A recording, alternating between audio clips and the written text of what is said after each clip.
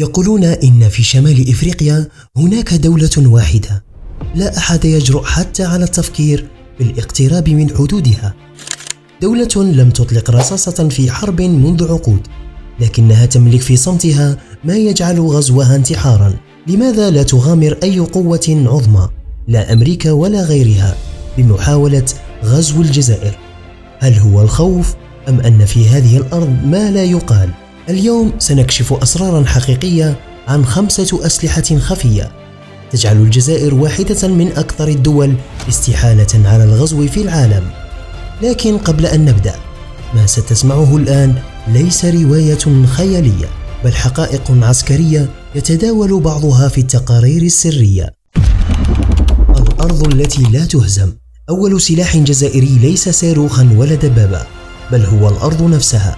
الجزائر ليست مجرد مساحة، إنها قارة كاملة تمتد على أكثر من 2.38 مليون كيلومتر مربع. جبال شاهقة، صحراء تمتد إلى الأفق، وطرق لا تنتهي. من يستطيع أن يقاتل في أرض لا تنتهي؟ لقد تحولت جبال الأوراس والقبائل في الماضي إلى مقبرة لجيوش استعمارية بكاملها، فكيف بجيش حديث أن يسيطر على أرض ترهق الدبابات وتبتلع الإمدادات قبل أن تصل؟ إن الجغرافيا الجزائرية ليست طبيعية، إنها سلاح صامت لا يمكن لأي جيش تجاوزه. الدرع الذي لا يرى. لكن ماذا لو حاولوا غزوها من السماء؟ الجو نفسه في الجزائر محصن بدرع من نار وحديد، منظومات آس 300 وآس 400 الروسية، إضافة إلى باينتسير آس 1 تنتشر عبر البلاد في تشكيلات مدروسة لا تعلن دائما. طائرات تسقط قبل أن ترصد، وصواريخ تطلق من مواقع لا تظهر على الخرائط. في عام 2025 يعتبر الدرع الجوي الجزائري من بين الأقوى في إفريقيا والعالم العربي، يتفوق على بعض الدول الآسيوية الكبرى. السماء الجزائرية ليست فضاء مفتوحا، إنها مصيدة قاتلة لأي طائرة تجرؤ على العبور. السلاح الذي لا يطلق. الطاقة. في زمن الحروب الاقتصادية السلاح ليس فقط في الميدان، بل في الأنابيب. الجزائر تمتلك ما يخيف العالم أكثر من الصواريخ، النفط والغاز، احتياطات هائلة تجعلها قلب الطاقة في المتوسط وإفريقيا. في حال أي عدوان يمكن للجزائر أن تطفئ أوروبا كلها بقرار واحد.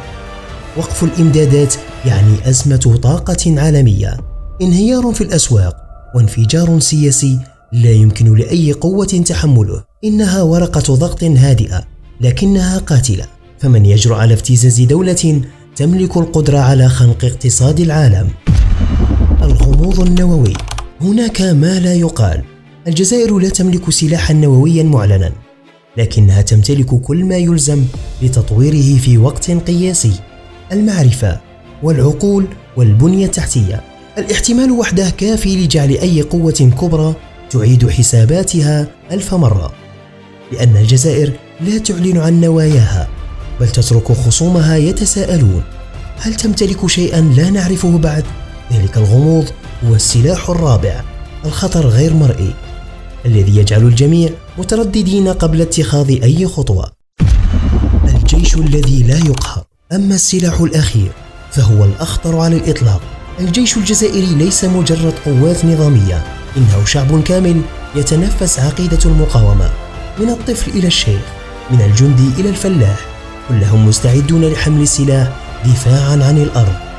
إنها ثقافة وليست أوامر، إيمان وليست تعبئة.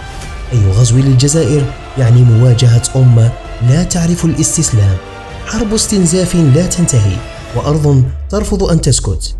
كل بيت يتحول إلى موقع دفاع، وكل شارع إلى ساحة حرب. هنا لا تواجه جيشا فقط، بل تواجه الروح الجزائرية نفسها. في عالم تتغير فيه التحالفات كل يوم، تبقى الجزائر لغزا قائما، دولة هادئة في ظاهرها، لكنها تخفي خلف حدودها أسرارا تجعلها كابوسا لأي غاز. 5 أسلحة تكفي لجعل كل قوة تفكر 1000 مرة قبل الاقتراب. لكن السؤال الحقيقي هو: هل هذه كل الأسلحة؟ أم أن هناك ما لم يكشف بعد؟ ربما في يوم ما ستظهر الجزائر أوراقها الخفية، سيتغير ميزان القوى إلى الأبد.